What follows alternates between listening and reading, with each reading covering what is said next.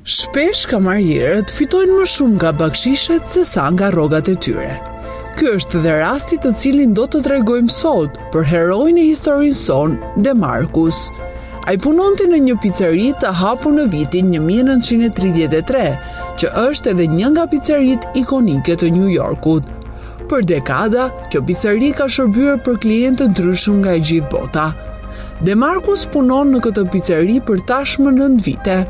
27 vjeçari po punonte gjatë studimeve të tij në lëminë e medicinës si student dhe i punësuar, ai shuhet si punëtor i zellshëm.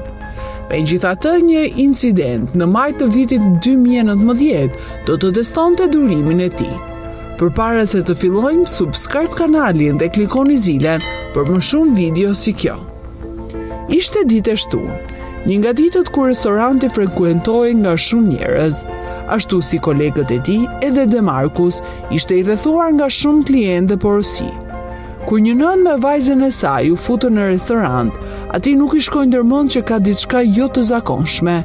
Ai u gjeti një tavolinë dhe ju dha menut. Ai vëreti që ato kishin ngulur syt në murin e restorantit. Muri ishte i mbushur me figura të famshme nga e kaluara dhe ditët e sotme. Shpesh klientët eksplorojnë murin me fotografitë. Kur Marcus ju afrua gruas dhe vajzës, ato porositën picat e tyre dhe kishin një bisedë të shkurtër së bashku. Dhe më pas, gruaja parashtroi një pyetje të çuditshme.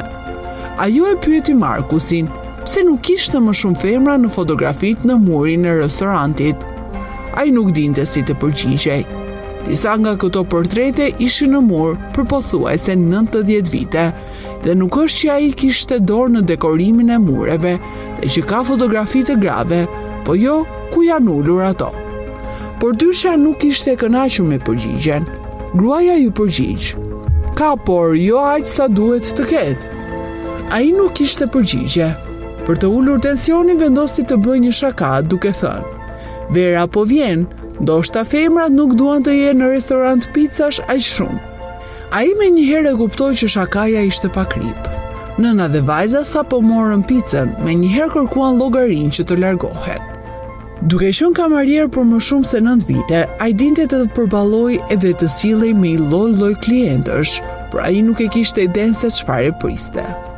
Sapo nëna dhe vajza u larguan, ai mori llogarinë dhe pa që asnjëra nuk kishte lënë një bakshish, ashtu siç është zakon në restorantet amerikane. Dhe më keq, ajo kishte lënë një letër ku shkruaj: "Gratë han pica, por nuk lën bakshishe." Ajo ndje keq nga ajo që ndodhi, edhe pse financat e tij vareshin pikërisht nga këto bakshishe. E teksa po pastronte tavolinat, ai vërejti një zarf mbi tavolinë.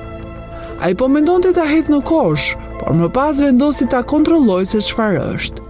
Kur e kontrolloi, ai pa logon e Citibank, nuk ishte një bakshish. Mendoj që gruaja dhe vajza e kanë harruar kur janë larguar nga restoranti. Edhe pse restoranti ishte përplot, ai ndau kohë kësaj historie që të shohë në detaje zarfin e lënë në restorantin e tyre. Duke marrë parasysh sa keq ishte sill gruaja me të, ai mund ta mbante këtë zarf edhe nga inati. Ai po përballej me një dilemë morale: të kthej çekun me paratë te pronarja apo ta mbaj si bakshish. Shumë njerëz do të kishin bërë të dytën, por Marcus ishte një djalë me karakter të fortë dhe ai nuk e mbajti zarfin për vete. Ai menjëherë vrapoi në qytet që të gjej klientët dhe të kthej zarfin. Për fat të keq, nuk arriti ta gjej gruan dhe vajzën e saj. Ai nuk dinte as emrat dhe as adresat e tyre që t'i gjej ato. Edhe pse do të dukej që ai po t'i kalonte privatësinë e tyre, ai vendosi që të hap zarfin, pasi gjithmonë brenda qëndron emri i atij për të cilin është parapar, që do t'i ndihmonte t'i gjej klientët e tij. Por kur e hapi zarfin, ai ngeli shokuar. Në këtë çek kishte $500,000. Ajo që kishin harruar klientët e tij ishte një shumë e jashtëzakonshme. Dilema dhe vështirësitë e tij u shtuan edhe më shumë. Kush do të futej në pizzeri të vogël me kaq shumë para? Marcus, pas zgjidhje në kokën e tij, vendosi që këtë histori t'ia tregoj shefit të tij. Kur ai e dëgjoi historinë, 63 vjeçari ngeli shokuar gjithashtu. Të dy bisedonin se cila do të ishte zgjidhja më e mirë. Zakonisht ne vendosim që gjëra të tilla t'i lëm në koshin e gjërave të humbura, tha Markus më vonë. Por nuk mund ta bëja këtë me $500,000. Më pas, ai dhe shefi i tij vendosën të hulumtojnë më shumë për Karin Vinaker, emri gruas që qëndronte në dokument. Rigja, shefi i Markus, i kërkoi djalit të tij të kërkojë në Google dhe të gjejë informacione për gruan. Kuptohet, nëse do të ishte një e pasur, do të ishte shumë e lehtë të gjehej në internet. Por për fat të keq nuk ishte aq e pasur dhe aq e lehtë për të gjetur siç menduan. Nëna 79 vjeçare ishte një punonjëse sociale e pensionuar. Pas pensionimit ajo kalonte kohë si vullnetare në organizata humanitare për fëmijët dhe gratë pa privilegje. Përpara se ajo të shkonte në restorant, sapo kishte kryer shitjen e shtëpisë së saj dhe po planifikonte të blinte një shtëpi tjetër. Në fakt, këto ishin të gjitha paratë e saj që kishte punuar gjatë gjithë jetës. Pa ato, ajo do të ishte pastre dhe do të ngelte në rrugë. Atë pasdite, ato kishin kaluar ditën duke kërkuar shtëpi të re përpara se të hynin në restorantin në fjalë. Atë ditë ne ishim shumë të lodhura. Vajza ime është pak me huje, prandaj ajo nuk i la bakshish kamarierit atë ditë, tha më vonë gruaja. Ajo nuk e kishte vërejtur se çeku i saj ishte humbur deri ditën e nesërme. Kur ajo e hapi çantën e saj, ajo vërejti që në të mungonte çeku, ku ishte i gjithë jeta e saj. Por në ato momente, ajo mendoi që është vetëm një çek dhe që do të shkonte në bankë për ta bllokuar. Por pasi telefonoi bankën, ajo mori një lajm të tmerrshëm. Nga atje i thanë, e që bëhet fjalë për një çek me para për të ngritur, do të duheshin 3 muaj për ta bllokuar, dhe atë vetëm nëse dikush që posedon çekun nuk do ta bënte këtë përpara saj. Ishin pikërisht ato momente kur gruan e kaproi paniku. Ajo kishte fituar ato para me djerës gjatë gjithë jetës, dhe shuma më e madhe vinte nga shitja e shtëpisë, dhe ajo nuk mund të rrinte me njerëz të tjerë të familjes në shtëpitë e tyre të jetën. Ajo më njëherë shkoi te kafja ku kishte qenë me vajzën, por nga atje i thanë që nuk kishin një zarf të tillë. Ajo më pas telefonoi ndërmjetësuesin, por ai nuk u përgjigj. E më pas vajzën e saj. Ajo kontrolloi çantën e saj, shtëpinë e madje edhe koshin e plerave, por asgjë. Gruas po i mbaronin mundësitë, ku mund ta kërkonte zarfin e saj të vlefshëm. Ajo më pas vendosi të telefonoj pizzerin, por kishte ngatëruar restorantin me të njëjtin emër, nga ku sërish i thanë që nuk kanë parë një zarf të tillë. Ajo tashmë ndjehej pa shpresë, por në anën tjetër Markus dhe djali pronarit po punonin për të gjetur gruan dhe të kthenin zarfin e vlefshëm. Pasi nuk arritën që ta gjejnë gruan, ata vendosën të kërkojnë ndihmë nga një gazetë newyorkeze. Për disa minuta të punësuarit e gazetës arritën ta gjejnë Karin Vinaker.